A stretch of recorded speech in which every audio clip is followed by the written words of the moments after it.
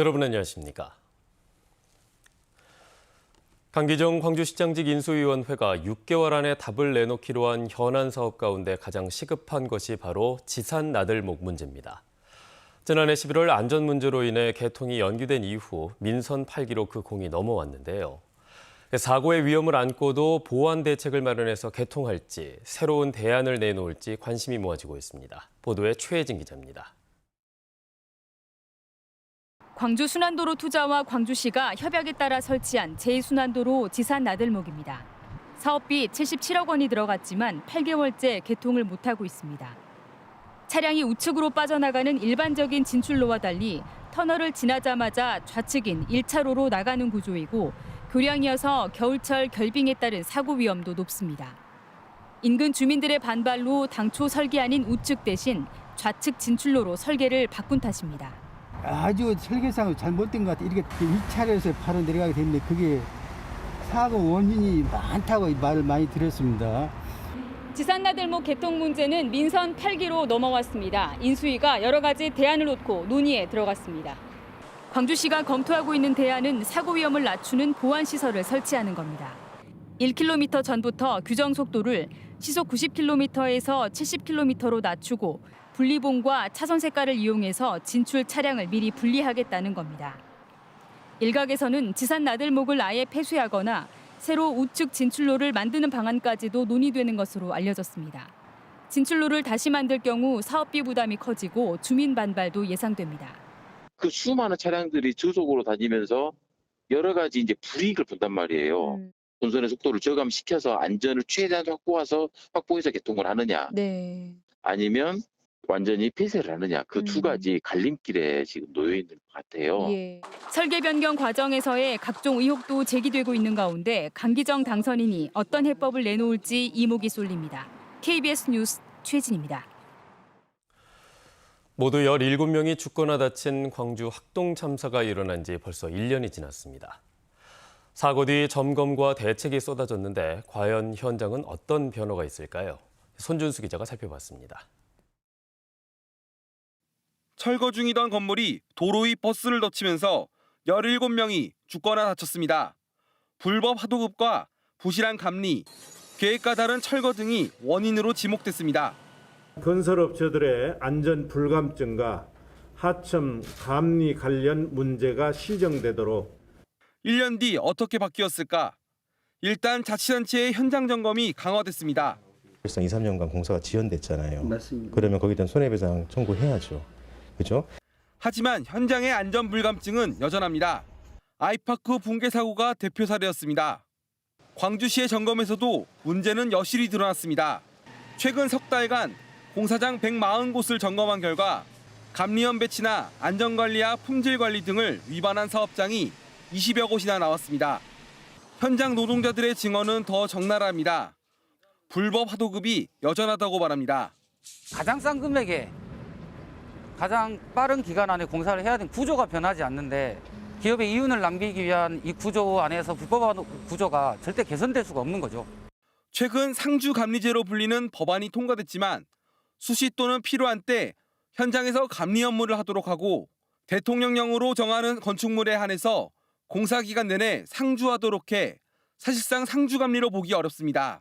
단지 그냥 그 범주만 좀 낮춘 것뿐이거든요. 어떻게 반영할 것인가가 국회에서 충분히 논의가 되어줘야 되는데 불법 하도급을 막는 건설안전특별법 등 관련 법안 20여 개의 처리도 미뤄지는 상황. 참사 1년, 점검과 대책 마련 목소리는 요란했지만 안전 불감증도 제도적 허점도 여전한 상황입니다. KBS 뉴스 손준수입니다.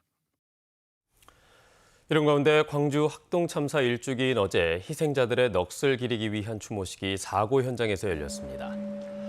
추모식은 희생자들의 넋을 위로하는 진혼춤을 시작으로 참사 발생 시각인 오후 4시 22분에 맞춰 1분간의 묵념과 종교단체들의 기도로 진행됐습니다. 이진희 유가족 대표는 추모사에서 참사의 진상규명 재판은 아직 1심 판결도 마무리되지 못했다며 참사가 발생하고 1년이 지난 지금도 죄인의 마음과 울분은 여전히 그대로라고 밝혔습니다. 한편 광주 학동 4구역 재개발조합이 규정을 무시하고 정기총회를 강행했다는 KBS의 보도와 관련해 경찰이 수사에 착수했습니다. 광주 동부경찰서는 지난 4월 광주 동구청으로부터 수사 의뢰가 들어와서 학동 4구역 재개발조합장 A씨를 도시정비법 위반 혐의로 입건해 조사하고 있다고 밝혔습니다. A씨 등 조합 관계자들은 회계연도 종료 석 달 내에 총회를 열어야 하는 도시정비법 등의 규정을 무시하고 이를 한참 넘긴 지난해 12월 정기총회를 열어서 집행예산을 승인한 혐의를 받고 있습니다. 목포시가 민선 8기 출범을 앞두고 20여일 앞두고 20명의 인사 발령을 예고했습니다. 인수위가 출범한 시장 교체기인데다 정기 인사를 한 달 정도 앞둔 시점이어서 이번 인사에 대한 논란이 커지고 있는 가운데 인사 예고에서도 혼란스러운 모습을 보이고 있습니다. 김광진 기자의 보도입니다. 목포시가 다음 달 민선 8기 출범을 앞두고 4급 안전도시건설국장 등 20여 명의 인사 발령을 예고했습니다. 목포시는 그동안 결연된 자리에 대한 소규모 승진 인사이고 민선 8기 인수위원회와도 사전 협의했다고 밝혔습니다. 목포시가 이 같은 내용을 담은 보도자료를 배포하자 인수위가 반발하고 나섰습니다. 인수위원회는 인사 예고 하루 전인 8일 출범해 목포시 관계자와 상견례만 했고 인사 발령에 대한 공식적인 사전 협의가 없었다고 밝혔습니다. 인사와 관련돼서 인수위원회 그 사무실 현판식이 끝난 이후까지 시 관계자들이 인수위원회를 방문한 사실이 없기 때문에 왜 그런 보도 자료가 나와서 갈등을 유발하고 있는지는 저희들도 이해할 수가 없습니다. 허위 보도자료 논란이 일자 목포시는 기존 보도자료에서 인수위와 사전 협의했다는 내용을 삭제하고 다시 보도자료를 배포했습니다. 이에 대해 박홍률 당선인을 면담했던 목포시의 한 관계자도 왜 그런 내용을 넣었는지 모르겠다며 불편한 심기를 드러냈습니다.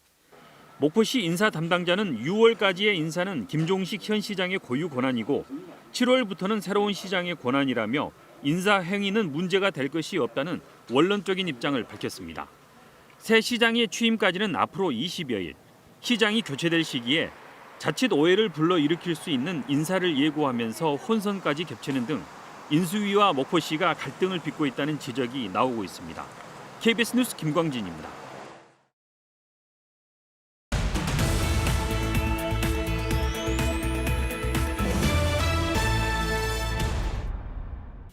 강진 달빛 한옥마을과 신안 도초도 그리고 담양 고서면이 남도특화 경관조성사업 대상지로 선정돼 30억 원의 사업비가 지원됩니다. 남도특화 경관조성사업은 수려한 자연환경과 특색 있는 문화자원을 발굴해 지역의 인기 명소로 조성하기 위해 도입됐습니다. 해남군이 치매 어르신의 실종 예방과 실종 시 조속한 발견을 위해 고리형 배회 감지기를 무상 지원합니다. 고리형 배회 감지기는 보호자의 스마트폰과 연동해 치매 어르신의 위치를 확인할 수 있고 안심구역에서 벗어나면 보호자의 스마트폰 알람이 울리는 기능도 있습니다. 무안군 삼양농공단지에 복합문화센터가 들어섭니다.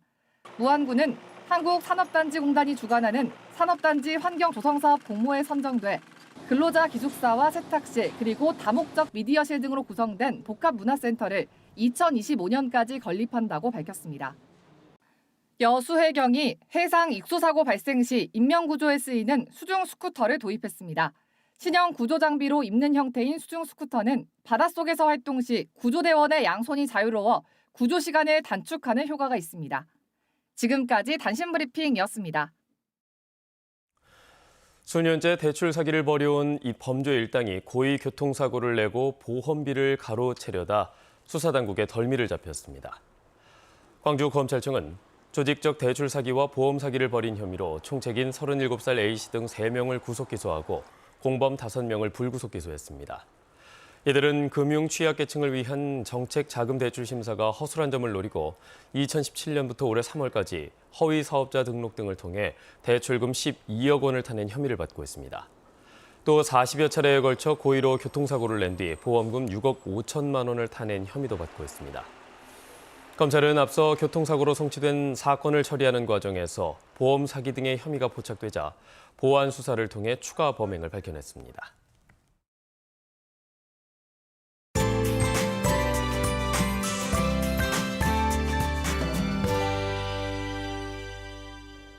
오늘 대체로 맑은 하늘에 낮 동안 초여름 더위가 찾아오겠습니다.